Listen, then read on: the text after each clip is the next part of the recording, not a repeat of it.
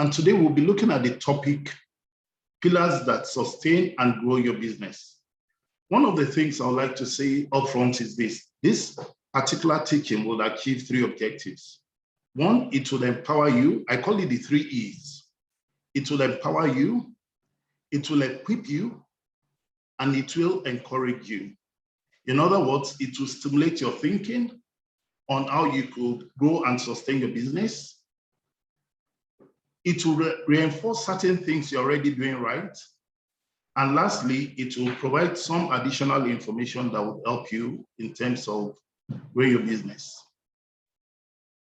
My name is Dotun Oshiyemi, the CEO of Doteris Consulting Limited. I'm a trainer, a consultant, a chartered accountant. Now, we're going fully into the training. Just a minute, trying to check the slide sequence.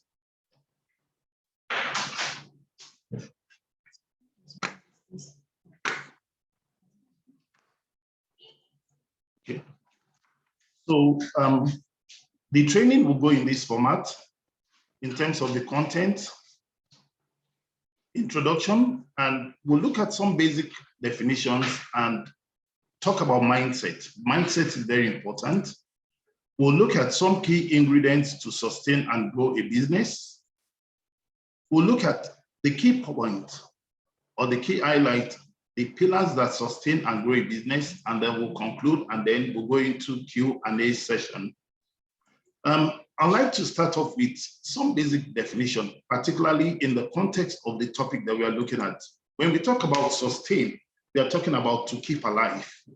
Research shows that a lot of businesses, many of them within the first 80% of businesses within the first 5 years, they tend to collapse. And I don't want this for anybody listening or who is listening on the platform. So you need to be able to get those things that can help you sustain your business so that it can actually outlive you. Like we know of a lot of multinational companies that have lasted for 200 years and more. What is it that they know that you don't know? We'll look at some of those things. The other part has to do with to grow. To grow means to increase in amount, in number, or size. We're talking about in terms of your profitability, in terms of branch network, in terms of your number of personnel, and so many other things. One of the things I need to just let you know about growth is this. Life is very interesting. Life is such that life does not tolerate stagnation. Anything that is not growing is dying.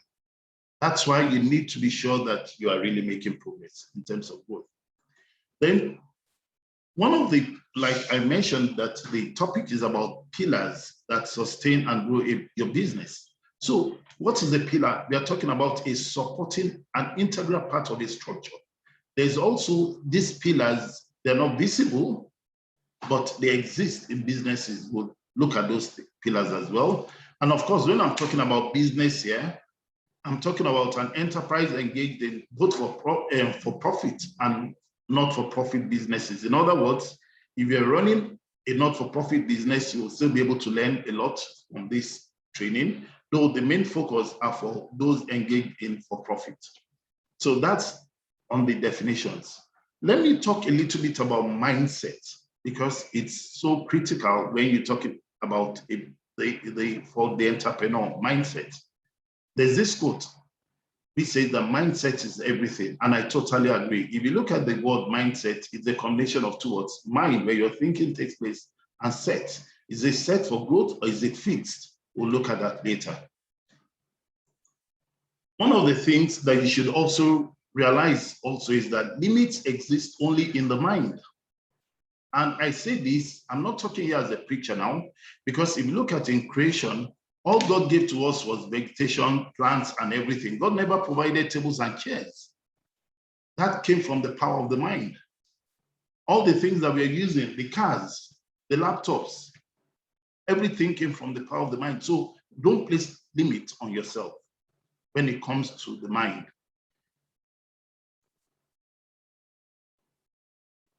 If you look at the image on your screen, it's very interesting. You just see umbrellas. Let's assume that all those black umbrellas are various businesses, including the yellow one. For me, this picture tells me a lot of stories when it comes to mindset. And one of the, let me start off by mentioning a particular quote by Steve Kerr, which reinforces the story I'm going to tell you about the image that you see. Steve Kerr said, winners don't do different things. They only do things differently. I repeat, that winners don't do different things. They only do things differently. In other words, if you look at this image, you see all black umbrella, but there is one that stands out. And what that means to me, it means that just looking at this image, it speaks to the story of about that an entrepreneur must have this critical four mindsets just from this picture. The very first mindset for me is creativity. If you look at the person who decided to put the yellow image there, he didn't want to, he could easily have, look at all the ones that are black, you can't distinguish one from the other. But you could see creativity, you have to think outside the box to be able to do that yellow umbrella. So the very first mindset, if you're a business person listening to me as part of our introduction, is what I call, if you're writing it down, write it down. There are four critical mindsets from just this image that I'm going to share with you. The first one is creativity, which is ability to think outside the box. Ability to think outside the box. And in fact, please, when I talk about thinking outside the box, not that you stand by the box, that's on the lighter note, and start looking inside the box to limit yourself. In fact, walk away from the box or assume there's no box. The number two is what I call vision. Vision talks about the ability to see what others don't see. This person decided, he's realized that, look, everybody who is into this line of business are producing black umbrellas. But he was able to see that, look, if he brings something of value, if he does another color, it can make him stand out. That talks about vision, ability to see what others don't see. And that's a critical mindset for any business person. The number three for me is courage. Courage to break out of the mold. Courage to, that's ability to not to get scared. And because it takes a lot of courage to be able to decide that you're going to do a yellow umbrella. Because like I said, every other person, they are doing black. So the third mindset, which is courage, is ability to act in spite of fear. That's number three, the ability to act in spite of fear.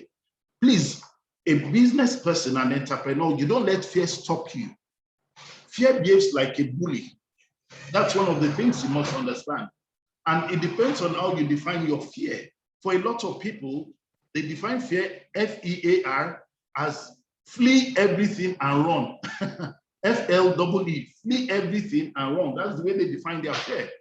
But I would encourage anybody listening to me to define fear as face everything and rise. Just face it. Look at this person. He broke out of the mold. He didn't do a black umbrella. He did a yellow umbrella. Even despite of the, so the number three is courage, which is ability to act in spite of fear. Don't let fear stop you. And the final one is what I call self-confidence, which is ability to withstand critics or withstand criticisms. It's not easy. Everybody's doing the black one, and then you decide to do a yellow umbrella. I can imagine what the critics would say. No, it's not the norm. You are breaking. No. So you find out that as an entrepreneur, just from this image, you need four critical mindsets, which is creativity, vision, courage, and self-confidence. I like this quote by Frank Zappa. He says, a mind is like a parachute. You all know parachutes? Parachutes are those tools that if a plane has a problem or an helicopter, you just use it. But look at what he says. It doesn't work if it is not open. That's the truth. It doesn't work. The same with your mind. So please plead with everybody listening to me that one of the ways also, as part of my introductory remarks, is you need to be able to have an open mind, a growth mindset for you to be able to sustain and grow your business. There's a particular lady by the name Professor Carol Dweck. The Dweck is D-W-E-C-K. She's an American professor of psychology at the Stanford University. She's spent so many decades researching on just mindsets, and she came up with this, her research came up with that the mind of a human being can broadly classified into two, which is a fixed mindset or a growth mindset. A growth mindset is a mindset that believes in learning, that believes that even your intelligence and abilities can be developed further through learning and all that. And if you look at the image, you see like a plant that shows growth, that, you know, but look at the fixed mindset as a padlock. In other words, the person believes that, look, what is my intelligence is enough, what I can't do, then I can't do it. It doesn't even put in effort. But I will plead with us to please embrace what I call the growth mindset. This Professor Carol Dweck actually wrote I would say a classic book on mindset recently, and it's about the new psychology of success. The book is Mindset, the New Psychology of Success. It's a great book, which I would encourage you to please find time to read. Now, growth doesn't come with a single action. We must understand that. It is the consequence of persistence, courage, and hard work, just like this quote says, that growth doesn't come with a single action. It is the consequence of persistence, courage, and hard work. I also have my own personal quote, and I believe this is my own philosophy. I believe that a business is like a child. It grows and becomes wealthy over time, not overnight. That is my personal quote. Now, let's look at some of the key ingredients to sustain and grow a business. If you have a paper ahead of you, you could actually sketch out your left fingers, because I'm going to label them, and so that you remember for the rest of your life these key ingredients to sustain and grow a business. If you look at your fingers, either the left or the right, whichever that is convenient for you, the thumb, if you label the thumb is what they call the strength of character. Because without the thumb, you can't even tie a knot, you can't do so many things. There's an account proverb that says, you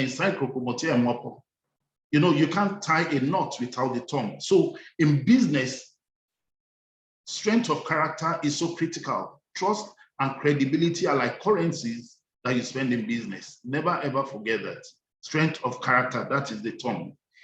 The next finger close to that thumb is what is used in pointing. That talks about focus. You must have to focus. So label that one.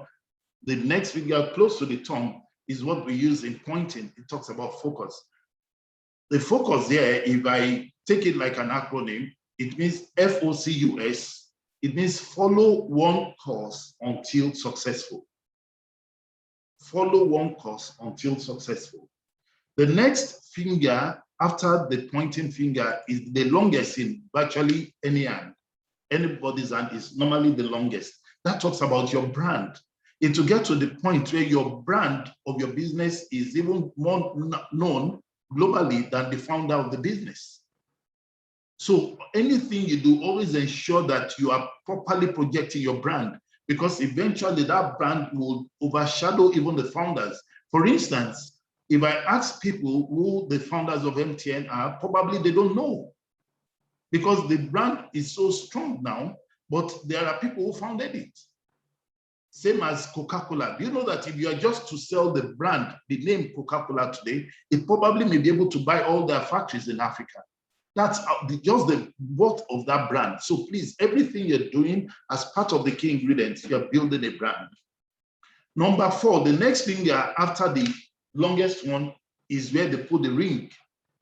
If it's a left hand that you sketched, you realize that that's the, from the thumb, that's the fourth finger. That talks about relationship with your customers, relationship with your employees, relationship with your suppliers, relationship with your auditors, your bankers. It's a reminder that you need to ensure that you sustain a healthy relationship across board with all your stakeholders, because these are all ingredients that help to sustain and grow a business. And finally is the last finger, which is usually the smallest. That talks about that little things that makes the big difference. Every business, there's always a little thing that makes the big difference for them. If you look at all great successful businesses, there's always a little thing that makes the big difference. For some, it could be speed. For some, it could be pricing. For some other people, it could be in terms of maybe the quality of their product. But please take pains to look for what is that little thing that makes the big difference for your business. It's so important that you get it. So important is what holding a retreat for anybody listening to me. What is that little thing that makes the big difference for your business? What makes your business different from the others? There's always that little thing that makes the big difference. Why would somebody come to you and not patronize somebody else? Why must it be you? What is that little thing that makes the big difference for you? It's very important you get it, because it's one of the key ingredients that will help to grow and to sustain and grow your business. Very, very important. There's this quote as we make some progress. It says, systems are invisible pillars that hold business together. The struggle of an enterprise begins by undermining the pillars. And shortly, I'll be taking you through what I call the 8 pillars that sustain and grow a business. This slide is one of my most important slides. I learned this particular slide from one of my mentors, Robert Kiyosaki, and I'd like to share with you what I learned from him. The very first one is the mission, and it's arranged in order of importance. In order of importance. I can tell you, if you know any business that has failed, I'm also a consultant. Anytime I'm invited to any business, the first thing you do is you check the pillars, these 8 pillars. Once any of these pillars are weak, it's only a matter of time that business can collapse. Once the integrity of any of these pillars are at stake, it can affect that business. So the very first one is the mission. Why does the business exist? It must exist to be a blessing to humanity. Very, very important. Why does the business exist? What's the mission? The mission has to be cast in iron. And that's why if you mention any great company, you immediately, the mission, flies at your face. If I mention Virgin Atlantic, immediately you remember airline business, transport business, and all that. If they mention SINOP investment services to you, immediately what should come to your mind will be business plan proposals, writing, procurement and supply, training, because that's what they know them for. That's the truth. If you mention Coca-Cola, what comes to your mind is non-alcoholic beverages. Once they mention Guinness, you already know what they do. Mention any business, you know their mission. Once you mention Microsoft, immediately your mind goes to operating systems. If you mention DHL, your mind goes to logistics and things like that. It mustn't be ambiguous, it must be very clear. It's a pillar. You don't see companies change their mission easily. No. That's why you see, if you mention TM Louis, they'll tell you they're into shirts or into clothing or nets and some things. So immediately, once they mention the name of the company, you know what their mission is. The number 2 is what I call leadership. The leadership has to be disciplined. If the leadership is not disciplined, that business is going nowhere, because somehow a business takes after the personality traits of the founder. I'm telling you, if the entrepreneur is somebody who believes in excellence, you will see excellence cut across the business. If it's somebody who is very mediocre, you see mediocrity cut across the business. So it's very important that the leadership is discipline. It's also a pillar when we are talking about sustain and grow, and to sustain and grow a business. The number 3 pillar is what I call a team. You must realize that business is a team sport. Even if you are the only one running your business at the moment, you realize that you would actually have, you may have a friend who is a lawyer that you consult if you need to draft agreement or if you need to register a business or anything. It's all part of your team, even though they may not necessarily be on your payroll. And some people have also interpreted team through like an acronym, TEAM, which is together everyone achieves more. And of course, if you're an entrepreneur, you also have your own interpretation of team. The T stands for you train your people, you empower them, you make them to achieve their targets, and you motivate them. So TEAM, you train, you empower, achieve targets, and motivate. You have that responsibility as a business owner as well.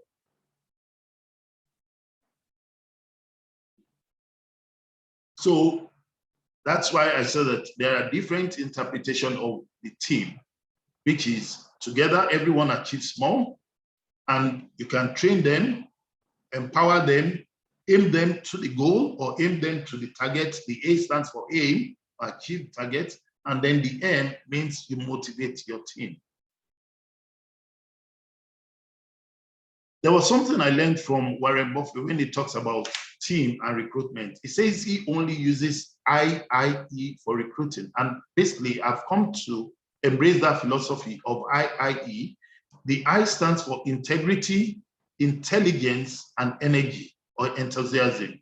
He says it looks out for those 3 things anytime he's recruiting: integrity, intelligence, and energy or enthusiasm. It says that once the person lacks the first I, which is integrity, it does not even look at the next 2. Once the person lacks integrity, it does not even look at the next 2. And he said it does not look at the next 2 because he can use his intelligence and energy to wreak havoc on the business if he lacks integrity. So please also, I'll recommend that to you as well, IIE. The number 4 is what I call cash flow. That talks about ensuring that money keeps flowing into the business. And there are 2 rules when it comes to cash flow. Rule number 1 is never run out of cash. If a business runs out of cash, that business may struggle because cash or money is like the blood of a business, because you need to pay your workers, you need to pay for your utilities, you need to pay for a lot of other things. So once you are unable to make some of those, including maybe regulatory payments, if you're not able to make those payments, it's only a matter of time that business can grind to a halt. So the first rule is never run out of cash. The second rule is never forget rule 1. So basically, it's like emphasizing it again. The second rule is never forget rule 1. So never run out of cash. The number 5, like I said, these things are arranged in order of importance. The number 5, which is communication, talks about your sales and marketing strategy. That talks about your sales and marketing strategy. How do you ensure that you continue to receive continuous patronage into your business?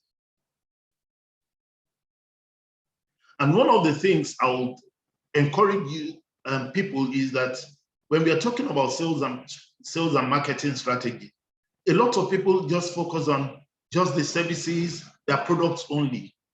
For me, you are selling 2 other things apart from your products and services. And please note this very important. Note this point very clearly. It's not just about selling your what they call it, your products and services, because that means that your products and services only give you cash. But that's if they see another person who does another similar product or services or even better than you, they may go elsewhere. So how do you keep these people? Some of your strategies should include, your selling strategies should include 2 other things. One is make sure that you are selling an idea. What ideas does is that it helps to ensure commitment and the people will stick to you forever. If you look at Facebook, for instance, what it's doing is that it's not, even though it's people advertise on the platform and all those things, but it goes beyond that. It's selling an idea which is about you bond, connection with family, connection with old friends, connection. So that idea gets people committed to Facebook almost for life. If you look at a lot of other businesses too, they sell, they package it.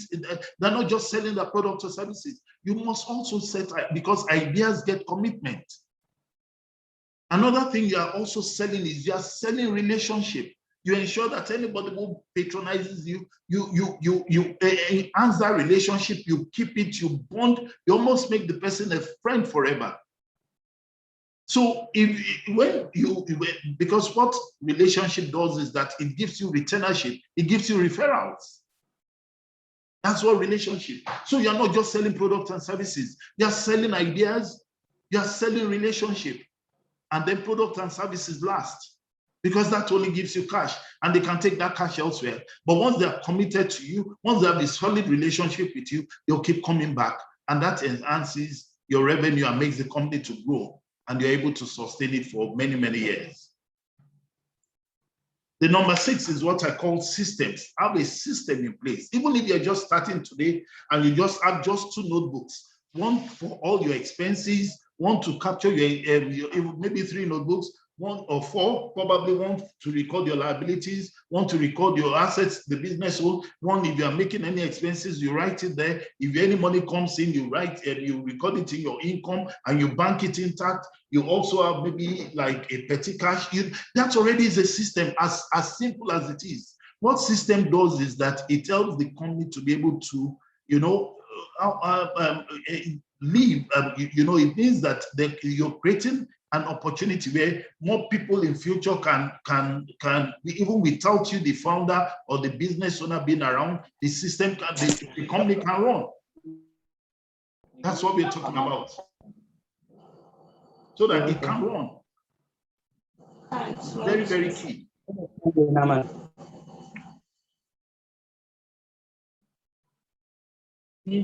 How to make a business? Can somebody please mute your mic there, please?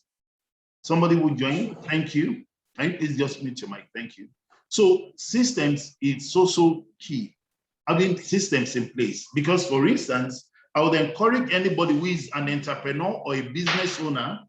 I would encourage anybody who is an entrepreneur or business owner to have this philosophy that you are working on a business and not working in the business. There's a difference between working on a business and working in the business. Working on a business means you are putting in the proper structures and systems in place so that people can work in the business. And then the number 7 is what I call the legal and regulatory compliance. It's also a pillar on its own, legal and regulatory, because if you're not careful, if you don't, if you go against the law, they can shut down your business. The Internal Revenue Service, I know people are listening to me from different countries. But in Ghana, it's called the Ghana Revenue Authority. In some other places, they're called IRS. If you do not comply with the legal and regulatory, they can come after you and that business can go down. So please, it's one of the pillars too, that you have everything in place. And finally, the product and services, let it be something of quality. Like I said, I learned it from Robert Kiyosaki. Now, these 8 pillars I've given to you, I also have another interpretation. I can also interpret it on departmental level. The mission there is the board. They give direction in terms of the policies, the direction, the strategies of growth for the business. The leadership is talking about the executive management that run the company on a daily basis. When we are talking about team there, that talks about the HR department, the cash flow, the finance department, communication, the sales and marketing department, the systems, the IT, or maybe the quality process department, the legal department, and of course, maybe products or services, depending on the kind of organization. It could be the production department, or maybe in some other businesses, particularly service, it could be the business development department. So you could see that you could interpret it, these pillars in terms of department, and you could interpret it in terms of what they do. But ensure that from time to time, you test the integrity of these 8 pillars, because if any of these pillars are weak, I'm telling you, it's only a matter of time that company may not be able to go the distance. That's not my prayer for anybody listening to me, but always ensure that these pillars are checked, because these are the pillars that sustain and grows a business. To build a successful business, you must start small and dream big. In the journey of entrepreneurship, tenacity of purpose is supreme. That's by Aliko Dangote, reputed to be the richest African, on the richest black man or richest African. Now, look at what he's talking about. Never despise smallness. Like I said earlier on in my introductory remarks, that things do start small and then they grow big, but never despise smallness. Never, ever despise smallness. Because most things start as a seed and then they grow big. Coca-Cola that is global today, it was started by one man called John Pemberton, is a pharmacist in a corner shop. John Pemberton started Coca-Cola. You could go read about in a corner shop, and yet today it's global. Most things start from the bottom and then to the very top, and they start small and then they grow big. The only thing I know, there may be others, but the only thing I know that starts from the top is when you dig a grave. And by that time, it's all over. You know? But please, don't despise smallness. Persistence is very key, and diligence as well. Michael Leboeuf said something. He's an expert when it comes to sales and strategies. He said a satisfied customer is the best business strategy of all. I totally agree with him. Just as Peter Drucker said, the entire purpose of a business is the customer. The customer can fire from the chairman of the executive chairman of the business to the least staff, just spending their money elsewhere. Just spending their money elsewhere. Because without the customer, there is no business. So let's ensure that we satisfy them, do everything possible to satisfy the customer. Very important and very critical.